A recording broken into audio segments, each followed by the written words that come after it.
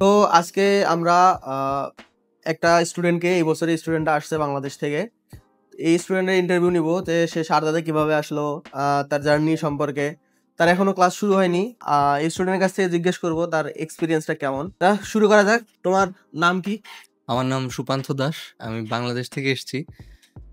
আমার এখানে আসার এক্সপিরিয়েন্স তো খুবই স্মুথ, এবং এসে আমি আরও অবাক হয়েছি যে এখানকার অ্যাডমিশন সেলের প্রত্যেকটা মানুষ খুবই ফ্রেন্ডলি, খুবই হেল্পফুল, এবং আমার ফর্মালিটিসগুলো, ভার্সিটি ফর্মালিটিস প্লাস এফআরআরও, এখানে এসে যে ফর্মালিটিসগুলো থাকে, হোস্টেল অ্যাকোমোডেশনস, এগুলি সমস্ত কিছুই আমি যতটা কমপ্লিকেটেড হবে ভেবেছিলাম তার ধারে কাছে হয়নি। সবার অ্যাডমিশন সেলের প্রত্যেকের ফ্রেন্ডলি বিহেভিয়ারে আমার সবগুলি ধাপ শেষ করতে মানে জাস্ট এইভাবে শেষ হয়ে গিয়েছে। তো আমি বলবো যে যারা আসতে চাইছে বা যাদের ডিসিশন মেকিং এখনো কনফিউজড, তারা আসতে পারে। এখানে কোনো হেজিটেশনের কোনো কারণ নেই। তো তুমি কোন জেলা থেকে আমি বাংলাদেশে? ময়মনসিংহ থেকে এসেছি। ওকে। তো প্রথমে শারদার খবর কোথায় পাইলা? মানে শারদাতে ভর্তি হওয়ার যখন আমি আমার 12 শেষ করি তখন আমি চিন্তা করছিলাম যে কিভাবে একটু বাইরের দেশে পড়তে যাওয়া যায়। হ্যাঁ, তখন রিসার্চ করতে গিয়ে শারদার নাম সবার আগে আমার চোখে আসে। তো শারদার এখানে আমি আমার যে department political science with international relations, এখানে ওরা যে ফ্যাসিলিটিসগুলি সার্ভ করছে, যেমন ভালো প্লেসমেন্ট দিচ্ছে, ওদের অ্যালুমনাই স্ট্রং, এবং ফ্যাকাল্টি খুব ভালো। আরও ওই যে ওভারঅল ভার্সিটির সৌন্দর্য, আর্কিটেকচারগতভাবে ভার্সিটি খুব ডেভেলপ। সো এইসব বিষয়গুলি আমাকে অ্যাট্রাক্ট করেছে আর কি ভার্সিটির দিকে। ওকে। এবং এসে আমি যতটা কল্পনা করে এসেছিলাম তার চেয়ে বেশি পেয়েছি, কম পেয়েছি বলে মনে হয় না। তুমি যখন অ্যাপ্লাই করলা, অ্যাডমিশন ফি দিছো যখন তুমি, তারপরে কতদিনের মধ্যে বাকি সকল ডকুমেন্ট ভিসার জন্য পেয়েছো? আমি অ্যাপ্লাই করার পর অফার লেটার পেয়ে গেছি উইদিন ফিউ আওয়ার্স। আর অ্যাডমিশন ফি পে করার পরে আমার অ্যাডমিশন লেটার, ভিসা লেটার এবং পেমেন্ট রিসিপ্ট পেতে জাস্ট 1 থেকে 2 দিন সময় লেগেছে, এর বেশি না। ওকে। তুমি ভিসা কোথা থেকে অ্যাপ্লাই করছিলা? তো ময়মনসিংহে ওখান না, থেকে? না, না, আমি ভিসা অ্যাপ্লাই করেছিলাম ঢাকা থেকে। ঢাকা থেকে। তো ভিসা যেদিন তুমি পাসপোর্ট জমা দিছো ডকুমেন্ট সহ, তার কতদিনের ভিতরে তুমি ভিসা পাইছিলা? তার 6 থেকে 7 দিন, উইদিন 1 উইক। ওকে। তো আজ থেকে কতদিন আগে তুমি ভিসা, মানে ইন্ডিয়াতে কবে আসছো, ভিসা কবে পাইছিলা? আমি ভিসা পেয়েছি জুনের 20 তারিখের ওই দিকে। আর আমি ইন্ডিয়াতে চলে এসেছি তো এই মাসের 11 তারিখে। ওকে। তো আমরা জানি যে সারদা ইউনিভার্সিটি ইন্টারন্যাশনাল স্টুডেন্টদেরকে 3 ডেজ সারদার হোস্টেলে ফ্রি স্টে, অ্যাকোমোডেশন দেয়। হ্যাঁ, আর পিক আপ করতে যায় এয়ারপোর্টে, হুম। অথবা ট্রেনে যারা আসবে তাদের রেল স্টেশনে পিক আপ করতে যায়। তো তুমি পেয়েছিলা? হ্যাঁ, অবশ্যই। আমি এখানে আসার আগেই যখন আমি ভিসা পাই এবং আমার সারদার অফিসিয়ালসদেরকে আমি জানাই যে আমি ভিসা পেয়েছি। এর আগে থেকে ওরা আমার সাথে কনট্যাক্ট করছিল যে, "তুমি কি ভিসা পেয়েছো কিনা?" মানে সারদার অফিসিয়াল অ্যাডমিশন উইং থেকে। তো ওরা কন্টিনিউয়াসলি আমার আপডেট জানছিল, আমিও আপডেট করে যাচ্ছিলাম। তো যখন আমার ভিসা এসে যায়, তারপরে আমার এয়ার টিকিট কবে হয় বা এর পরের স্টেপগুলি কি হবে, ওইগুলি মানে জানার জন্য সারদাতে নিজে থেকেই আমার সাথে যোগাযোগ করে। তো আমি ওই বিষয়গুলি ওদেরকে জানানোর পরে ওরা আমাকে প্রসেসগুলি বলে দেয় যে, "তুমি এদের সাথে যোগাযোগ করো।" আর আমার নিজ থেকে যোগাযোগ করতে হয়নি। যাদের নাম দিয়েছেন, হোয়াটসঅ্যাপ নাম্বার দিয়েছে, তারাই আমার সাথে যোগাযোগ করেছে। যোগাযোগ করার পরে আমার এয়ার টিকেটের জাস্ট বোর্ডিং পাসের ছবি দিই, আমার কবে ল্যান্ডিং, এয়ার টিকেটের সবকিছু আমি ডিটেইলস দিয়ে দিই, এবং আমি দিল্লি এয়ারপোর্ট শাহজালাল থেকে টেক অফ করা, এখানে ল্যান্ড করার পরে এয়ারপোর্ট থেকে বেরিয়ে আমি দেখি যে যারা আমার পিক আপে ছিল তারা ওইখানে অন স্পট ছিল। এখান থেকে পিক আপ করে ভার্সিটি পর্যন্ত নিয়ে আসার ক্ষেত্রেও কোনো প্রবলেম ছিল না। ওকে। তো তোমাকে তো সারদার তরফ থেকে একজন গাইড সহকারে ক্যাব নিয়ে তোমাকে হ্যাঁ, গেল হ্যাঁ, পিক আপ হ্যাঁ। করতে, নিয়ে আসলো। দেন সারদাতে যখন তুমি পৌঁছালা তখন ডকুমেন্টেশন, যেহেতু তুমি একটা নতুন দেশে আসলা, সেক্ষেত্রে কাগজপত্র নিয়ে তুমি কোনো প্রবলেমে পড়ছিলা? একদমই না। আমার কাগজপত্র নিয়ে একদমই কোনো প্রবলেম হয় নাই, এবং বেসিক্যালি হয় কি, মানে প্রত্যেকটা অফিসিয়ালসরা যারা থাকে আমরা ভাবি যে সবাই একটু মুডে থাকবে বা কিছু। এখানের বিষয়টা খুব মজাদার ছিল আমার জন্য। মানে আমি যখন আসি তখন যারা অফিসিয়াল ছিল তারা খুবই ফ্রেন্ডলি। মানে তারা নিজে থেকেই জিজ্ঞেস করছিল যে আমার কোনো সমস্যা আছে কিনা বা কি ডকুমেন্টস লাগবে। আমার ফর্মগুলি যেগুলি রিপোর্টিং এর সময় ফিল আপ করতে হয়েছে, ওইগুলিতেও তারা খুব হেল্প করেছে। তুমি যখন সারদায় আসলা তো তুমি 3 ডেজ স্টে পাইছো ফ্রিতে? হ্যাঁ। দেন তুমি ওইখানে সারদাতে থেকে ডিসিশন নিয়েছি যে আমি ভিতরে থাকবো, সারদার ক্যাম্পাসে থাকবো, আমি বাইরে থাকবো। তো তুমি কি ডিসিশন নিলা, বাহিরে না ভিতরে? আমি ডিসিশন নিয়েছি যে আমি বাইরে থাকবো প্রথম ওকে, বছরটা। তো সেক্ষেত্রে তোমার একটা নতুন দেশে নতুন জায়গায় সেক্ষেত্রে তোমার একটা ভয় কাজ করেনি যে বাহিরে কি ধরনের সিকিউরিটি আছে কিনা, কোনো সমস্যা হবে কিনা? না না না, ওই ক্ষেত্রে ওই যে বললাম আমার সারদার যে অফিসিয়ালসরা ছিল অ্যাডমিশনে, ওরা খুব মানে কিভাবে কি হইতে পারে বা আমি তো অভিজ্ঞ না, অ্যাজ ইউ সেড যে আমি নতুন এখানে, তো আমার পরামর্শের দরকার ছিল। ওই সমস্ত পরামর্শ কিভাবে কি হবে, আমার কোথায় গিয়ে উঠলে রেন্ট এগ্রিমেন্ট বা আমার সি ফর্মগুলি পেতে সহজ হবে, এই সবগুলি আমার ওরা সহযোগিতা করেছে। তো এই ভিডিওটা যারা দেখতেছে, যে দর্শকেরা দেখতেছে, স্টুডেন্টরা দেখতেছে, বা তাদের বাবা মা যারা দেখতেছে, তারা যদি সারদাতে আসতে চায়, তো সেক্ষেত্রে প্রথমবার তাদেরকে কি কি ডকুমেন্ট নিয়ে আসা মানে উচিত হবে? তুমি মানে কি কি ডকুমেন্ট নিয়ে আসছিলা, যেমন মার্কশিটস, এনআইডি, পাসপোর্ট তো অবশ্যই, এটা তো হ্যাঁ হ্যাঁ ম্যান্ডেটরি। বাকি যেমন সার্টিফিকেটস, যদি কারো সার্টিফিকেট এখনো বোর্ড থেকে না আসে, তো তুমি কি কি ডকুমেন্ট নিয়ে আসছো এবং তাদেরকে তুমি কি বলতে চাও?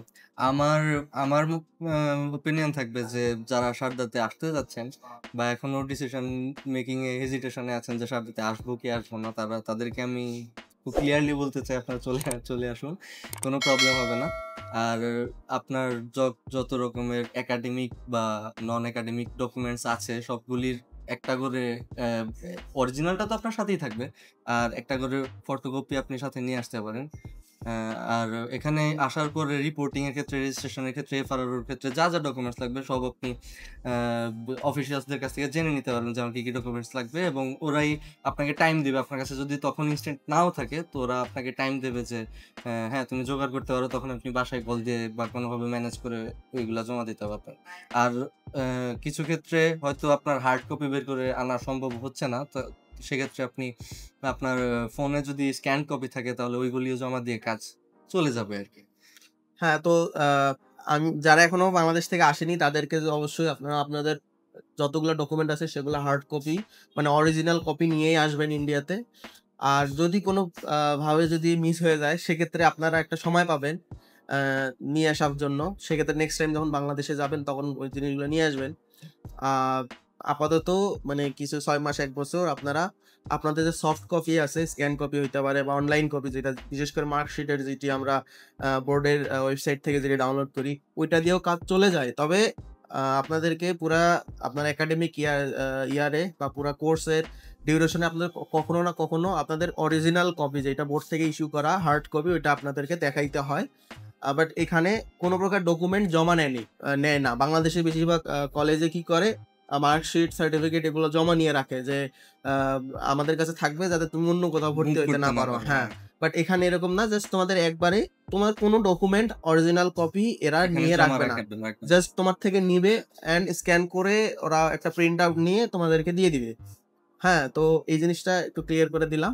অবশ্যই ট্রাই করবেন নিয়ে আসতে। যদি বোর্ড এমন হয় যে বোর্ড থেকে এখনো সার্টিফিকেট ইস্যুই হয়নি, সেক্ষেত্রে আপনার চাইলে প্রভিশনাল সার্টিফিকেট বোর্ড থেকে ইস্যু করে নিতে পারবেন। খুবই নমিনাল একটা ফি লাগে। আর যদি বলেন না আমি একটু দেরিতেই নিব যাতে অরিজিনালটাই ইস্যু হয়, তো সেক্ষেত্রে আপনারা কি করবেন, অরিজিনাল যেটা ওইটা পরে নিয়ে আসবেন, ধরেন 6 মাস 1 বছর পরে, ততদিনে তো ইস্যু হয়ে যাবে, ততদিন ক্লাস করেন, কোনো সমস্যা নাই, অনলাইন কপি দিয়ে। তো নেক্সট কোশ্চেনে যাই। সেক্ষেত্রে তুমি হোস্টেলে থাকো না কোনো ফ্ল্যাটে না বাসা না না, ভাড়া? আমি হস্টেলে থেকে একটা প্রাইভেট হোস্টেলে। হস্টেলে।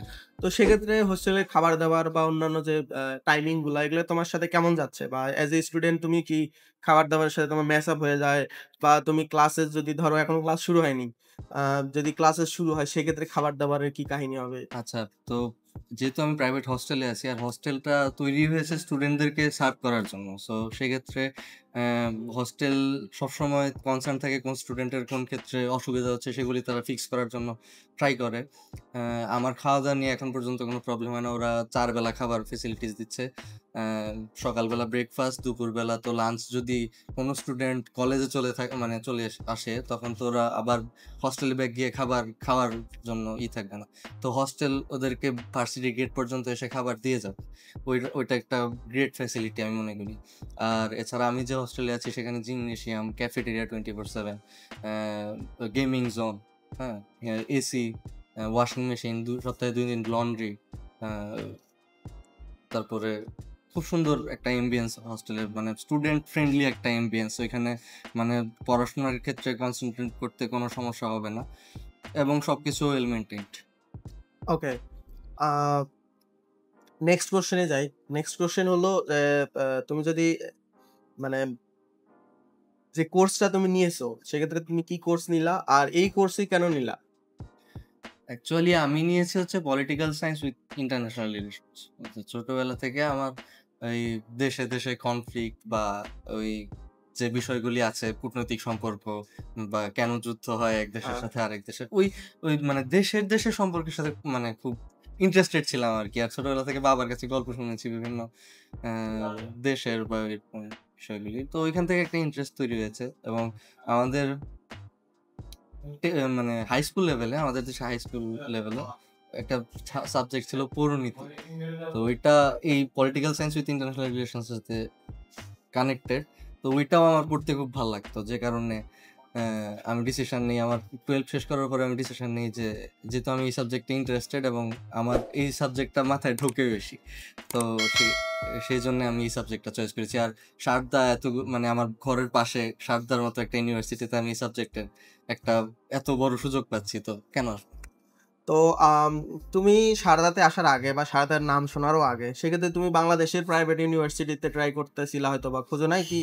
হ্যাঁ, আমি আমি আমার দেশের যে প্রাইভেট ইউনিভার্সিটিগুলি আছে ওইগুলিতে রিসার্চ করছিলাম যে কোনটাতে কি পড়লে ভালো হয়। সবগুলির চেয়ে আমি দেখি যে ওই সেম খরচে বা ওর চেয়েও কম খরচে সারদায় চলে আসাই বেটার অপশন। ওকে, তো একটু খরচ ইকোনমিক্যাল, দেন একটা এক্সপোজার পাচ্ছ ইন্টারন্যাশনাল হ্যাঁ হ্যাঁ, স্টাডিজে, ওইটাই। দেন একটা মিক্স কালচার। সারদাতে প্রায় 95 দেশের স্টুডেন্ট পড়াশোনা করে। দেন একটা মানে বাংলাদেশে একটা স্টুডেন্ট বাংলাদেশে পড়তেছে, খরচ প্রাইস সেম হচ্ছে, অনেক সময় দেখবো যে বাংলাদেশে খরচ বেশি হচ্ছে, এই জন্য ইন্ডিয়াতে আসাটা বেশি প্রেফার বেশি করছে। prefer। বুঝতে পারছি। তো এই কোর্সটা তো তুমি তোমার খুব প্যাশন আর কি, হ্যাঁ, এটা passion, জিও পলিটিক্সে তোমার খুব ইন্টারেস্ট আছে, বুঝছি, এই কারণে তুমি তো এই সাবজেক্টে তুমি কোনো প্রকার স্কলারশিপ পাওনি? হ্যাঁ পেয়েছি। আমার 10-12 এর রেজাল্টের উপর আমি 30% স্কলারশিপ পেয়েছি। 30%? ওকে, তো 30% স্কলারশিপের পরে তোমার যে সেমিস্টার ওয়াইজ কত মানে পে করা লাগে তোমাকে? সেমিস্টার ওয়াইজ তো পেমেন্ট আমি তো ইয়ারলি একবারে পেমেন্ট করে দিয়েছি, তার জন্য আমি 87,500 টাকা ইয়ার, পুরো ইয়ারের জন্য পেমেন্ট করে দিয়েছি টাকা after rupee? Scholarship. Rupee, rupee, Indian sorry, rupee. কত বললা? 87,500 87,500, ওটা এটা ইয়ারলি পে করছে আফটার 30% ওকে। হ্যাঁ সেটাই, স্কলারশিপ। স্কলারশিপের বাদে। তো ইন্ডিয়াতে আসার 14 ডেজের ভিতরে তোমাকে FRR এফআরআর করতে হয়। রেজিস্ট্রেশন করতে হয়। এটা করতে তোমার কি কি ডকুমেন্ট লাগছে, আর এটা ম্যানেজ করতে তোমার কি ধরনের ডিফিকাল্টিস ফেস করছো? একদমই কোনো ডিফিকাল্টিস ফেস করতে হয়নি। আমার আসার পরে যে রিপোর্টিং এর ক্ষেত্রে যে ডকুমেন্টস গুলি লেগেছিল, সেগুলি তো ভার্সিটি থেকেই যারা দায়িত্বে আছে তারা খুব সুন্দরভাবে বুঝিয়ে দিয়েছে যে এইগুলি এইভাবে ফিল আপ করতে হবে এবং এই ডকুমেন্টস গুলি লাগবে এই ফর্মে। সো ওই সেম ফর্মেই সেম ডকুমেন্টস গুলি দিয়েই এফআরআর ফর্মালিটিস গুলি আমি কমপ্লিট করেছি। জি, এখানে একটা আমি কারেকশন করে দেই। ওর যে ডকুমেন্ট গুলো বাংলাদেশ থেকে নিয়ে এসেছিল ওগুলো তো লেগেছেই, একটা এক্সট্রা ডকুমেন্ট লাগছে, সেটা হলো সি ফর্ম। তো এইটা সি ফর্ম যারা সারদা ইউনিভার্সিটি হোস্টেলে থাকবে তাদেরকে এটা নিয়ে কোনো টেনশন নাই, এটা সারদা নিজে অ্যারেঞ্জ করে আপনাদেরকে রেজিস্ট্রেশন করাই দিবে। আপনারা যদি বাইরে থাকেন তো সারদার আশেপাশে যত হোস্টেল আছে সব হোস্টেলে আপনাদেরকে সি ফর্ম প্রোভাইড করবে, ওইটা জাস্ট সফট কপি আপনাদেরকে সারদাতে দিতে হবে। আর যারা বাইরে বাসা নিয়ে থাকবেন সেক্ষেত্রে আপনারা যার বাসাতে থাকবেন সেই ওনারের আইডি থাকবে ফারারতে, ওই আইডিতে জাস্ট সি ফর্ম আপনার নামে একটা রেজিস্ট্রেশন করলে আপনি একটা পিডিএফ ডাউনলোড হবে, জাস্ট ওই পিডিএফটা ডাউনলোড করে সারদাকে প্রোভাইড করলে হয়ে যাবে। তো এটা একটা মানে আপনাদেরকে বলে রাখি, যারা সারদাতে আসতেছেন বা ইন্ডিয়াতে আসতেছেন, সি ফর্মের বিষয়টা যদি বাইরে থাকতে চান আপনারা আগে কথা বলে রাখবেন। যে এখন সে ফ্ল্যাট হইতে পারে অথবা পিজি হইতে পারে অথবা হোস্টেল হইতে পারে, অথরিটির সাথে কথা বলে বলবেন যে আপনাকে মানে সি ফর্ম প্রোভাইড করবে কিনা। যেটা অথেন্টিক হোস্টেল এবং পিজি তারা অবশ্যই তাদের অনলাইনে পোর্টালে, যে সি ফর্মের যে পোর্টাল আছে সেখানে তাদের আইডি আছে, তারা জাস্ট আপনার নামে একটা ইস্যু করে দিবে, এটা করতে 5 মিনিটও লাগে না। Rent agreement. হ্যাঁ, রেন্ট এগ্রিমেন্ট, আপাতত rent agreement and C form দুইটাই লাগে। যাদের কাছে সি ফর্ম আছে তাদেরকে রেন্ট এগ্রিমেন্ট লাগে না, আর রেন্ট এগ্রিমেন্ট থাকলেও সি ফর্ম লাগতেছে। তো জাস্ট ওই সি ফর্ম হলেই হচ্ছে, রেন্ট এগ্রিমেন্টের আর অতটা প্রয়োজন নেই। তো আপনারা এটা অবশ্যই যোগাযোগ করে নেবেন যাদের মানে যাদের মাধ্যমে আপনারা অ্যাকোমোডেশন বুক করছেন তাদের কাছ থেকে। আর সারদার আশেপাশে হোস্টেলগুলা সবাই এটা প্রোভাইড করে থাকে, এটা নিয়ে কোনো সমস্যা নাই। তো তোমার সি ফর্ম পাইতে কোনো অসুবিধা না, না, হয়নি? কোনো প্রবলেম হয়নি। আমি ওঠার সময় আমার হোস্টেল যখন অ্যাকোমোডেশন নিতে যাই, তখন আমি ল্যান্ডলর্ডের সাথে এই বিষয়ে কথা বলেই নিয়েছিলাম যে আপনারা কি আমাকে সি ফর্ম প্রোভাইড করবেন কিনা, কারণ আমার এফআরআর কমপ্লিট করতে ওই ডকুমেন্টস লাগবে। তো তারা বলেছে যে না, আমাদের কোনো সমস্যা নেই, তোমরা সি ফর্ম প্রোভাইডেড হবে তোমাদের জন্য। ওকে, এখন একটু বিষয়ে যাই যে একটা স্টুডেন্ট বা একটা পার্সন বাংলাদেশ থেকে আসতেছে এত দূরে, অবশ্যই লেনদেনের একটা বিষয় আছে। ফিজিক্যালি তো ক্যাশ তো ক্যারি করা পসিবল না 4 বছর বা 3 বছরের যদি কোর্স হয়। সেক্ষেত্রে মানে এই যে ট্রানজাকশনগুলো হচ্ছে এটা কিভাবে হচ্ছে? এইটা হচ্ছে আমি তো পার্সোনালি একটা ডুয়েল কারেন্সি কার্ড করে নিয়ে এসেছিলাম। তো আমার সেমিস্টার ফিস, তারপরে হস্টেলের খরচ টরচ সবকিছু আমি ওইটা থেকেই বের ফেলছি। আর আমি আমার আশেপাশের বন্ধুদেরকে দেখেছি যে ওরা যারা কিছু টাকা নিয়ে এসেছিল সাথে করে, রুপি, সেগুলো দিয়ে তো আর বেশি দিন কন্টিনিউ করা সম্ভব না। তো ভার্সিটি থেকে ওদেরকে একটা এক্সট্রা ফ্যাসিলিটিস প্রোভাইড করে, যে একটা অ্যাকাউন্ট নাম্বার দেয়। বাংলাদেশে যদি ওদের গার্জিয়ান টাকা জমা দেয়, তো ওরা ওইখান থেকে ভার্সিটির অ্যাকাউন্ট নাম্বারে টাকাটা পেয়ে যায়, এবং ওটার রেটও খুব ভালো। আমার ডুয়েল কারেন্সিতে যেমন অনেক টাকা চার্জে চলে যাচ্ছে। তারপরে অনেক ব্যাংকিং এর একটা বিষয় আছে যে অনেক ব্যাংক, সব ব্যাংক সেম রেট দেয় না। সো সেক্ষেত্রে আমার মনে হয় যে মানে সেকেন্ড অপশনটাই চুজ করা বেশি ওকে, বুদ্ধিমান আর কি। অ্যান্ড এখন একটা বিষয় হলো যে ব্যাংক অ্যাকাউন্ট, তো তুমি ইন্ডিয়া থেকে ব্যাংক অ্যাকাউন্ট খুলতে পারবে? হ্যাঁ, আমার রেফারের যে প্রসেসটা চলমান, আন্ডার প্রসেস, ওইটা কমপ্লিট হওয়ার পরেই আর আমার ক্লাস শুরু হয়ে যাওয়ার পরেই আমি ব্যাংকে ব্যাংক করে দিতে পারবো। তো তোমার ব্যাংকের জন্য কি কি ডকুমেন্ট লাগবে? ব্যাংকের জন্য আমার এফআরআরও বোনাফাইড, ব্যাংক বোনাফাইড, তারপরে হচ্ছে পাসপোর্টের কপি, ভিসার কপি, এই তো। আর আমার নলেজে এটুকুই আছে। তো এই স্টুডেন্ট এখনো ব্যাংক অ্যাকাউন্ট খুলতে পারেনি, এটার মেইন কারণ হলো ওর যে এফআরআর এর প্রসেসটা ওটা এখনো কমপ্লিট হয়নি। আন্ডার প্রসেস আছে। হ্যাঁ, 1-2 দিনের ভিতরে ওটা হয়ে যাবে। ওকে জাস্ট একটা বোনাফাইড ইস্যু করাইতে হবে স্কুল থেকে, মানে সারদা ইউনিভার্সিটি, ওর যে ডিপার্টমেন্টে পড়াশোনা করে সেই ডিপার্টমেন্ট আর কি ওকে একটা বোনাফাইড ইস্যু করে দিবে ব্যাংক অ্যাকাউন্ট ওপেনের জন্য। সেই বোনাফাইড, ভিসার কপি, এফআরআর এর কপি অ্যান্ড পাসপোর্টের কপি, আর একটা ফর্ম ফিল করে ছবি আর কি, পাসপোর্ট সাইজের ছবি সহ জমা দিলে ব্যাংক 24 আওয়ারের ভিতরে ব্যাংক অ্যাকাউন্ট খুলে যাবে। এবং হ্যাঁ, এটা সত্য যে আপনারা ইউপিআই ইউজ করতে পারবেন, আপনাদের ইন্ডিয়ান সিম একটা থাকবে। সেক্ষেত্রে তুমি সিম নিতে হ্যাঁ, কোনো সিমের কথা একটু মিস হয়ে গেছিল, এটা একটা ভালো পয়েন্ট। সিম যে আপনারা চাইলে বাইরে থেকেও নিতে পারবেন, আবার সিম ভার্সিটি থেকেও নিতে পারবেন। তো ভার্সিটি নিজস্ব লোক দিয়ে সিম প্রোভাইড করে স্টুডেন্টদের, যারা ইন্টারন্যাশনাল স্টুডেন্ট ওদেরকে পিক আপ করে ভার্সিটিতে নিয়ে আসার পরেই ওদেরকে বলে দেওয়া হয় যে তোমরা চাইলে বাইরে থেকেও সিম নিতে পারবা, ভার্সিটি থেকেও সিম নিতে পারবা। আমি ভার্সিটি থেকে নিয়েছি পার্সোনালি, ওই ক্ষেত্রে কোনো সমস্যা হয়নি। আমার পাসপোর্টটা ভেরিফাই করে ওরা আমাকে সিম প্রোভাইড করে দিয়েছে। এখানে একটা জিনিস বলে রাখি, এখানে ইউনিভার্সিটি আসলে সিম প্রোভাইড করতেছে না। এখানে কি হয় যে যে এজেন্সিগুলো আছে বা যে এজেন্টগুলো আছে তারা আসলে মানে যারা সিম বিক্রি করে তাদেরকে একজনকে ডাকা হয় সারদাতে, যে আমার 2-3টা স্টুডেন্ট আছে, বা একজন স্টুডেন্ট হলেও সেই এজেন্টটা ক্যাম্পাসে ভিজিট করে এবং যত ডকুমেন্ট, যত ভেরিফিকেশন সব ওই ক্যাম্পাসে ওই স্টুডেন্টের সামনেই করে সিম দিয়ে চলে যায়। তো চাইলে আপনারা যে এয়ারটেল হোক, ভোডাফোন আইডিয়া হোক, এয়ারটেল সরি জিও হোক বা অন্য সরকারি হোক, সেক্ষেত্রে কোনো প্রবলেম নাই, আপনারা স্টোরে গিয়েও করতে পারবেন। আর যদি বলেন না আমি এত হ্যাসেল করব কেন, সেক্ষেত্রে আপনারা ইউনিভার্সিটি যদি প্রোভাইড করে সেখান থেকে আপনারা নিতে পারবেন, এটা কোনো সমস্যা নাই, সিম আপনারা পেয়ে যাবেন। সেক্ষেত্রে তাহলে তুমি মানে যে স্টুডেন্টরা ভিডিওটা দেখতেছে তাদেরকে তুমি সারদা সম্পর্কে বা এই গ্রেটার নয়ডা যে দিল্লি এনসিআর এবং তোমার কোর্স বা বাংলাদেশ থেকে আসা উচিত হবে কিনা, মানে তাদেরকে একটা রেকমেন্ডেশনের মতো তুমি যদি চিন্তা করো তাহলে মানে কি বলবা তাদেরকে? আমি একটাই কথা বলবো যে সারদায় যারা আসতে যাচ্ছেন বা আশেপাশের আপনারা যারা বর্তমানে বাংলাদেশের শিক্ষা ব্যবস্থা সম্পর্কে জানেন যে খুব একটা স্টেবল না, আপাতত পলিটিক্যাল পরিস্থিতিও খুব নড়বড়ে, তো বাংলাদেশ থেকে যদি আপনারা বেরোতে চান এবং ইউরোপে যেতে চান, এখান থেকে ইউরোপের প্রসেসও খুব ইজি। সারদাই আপনাকে ওই সুবিধাগুলো প্রোভাইড করবে। তো আপনারা যদি একটা বেটার ওই সেম বাজেটে আপনারা যদি একটা বেটার অপশন খোঁজেন, তো আমি মনে করি যে Sarada one of the best options you have in your hands right now. তো আমাদের প্রশ্ন প্রায় শেষ, তো আমাদের এপিসোডও প্রায় শেষ।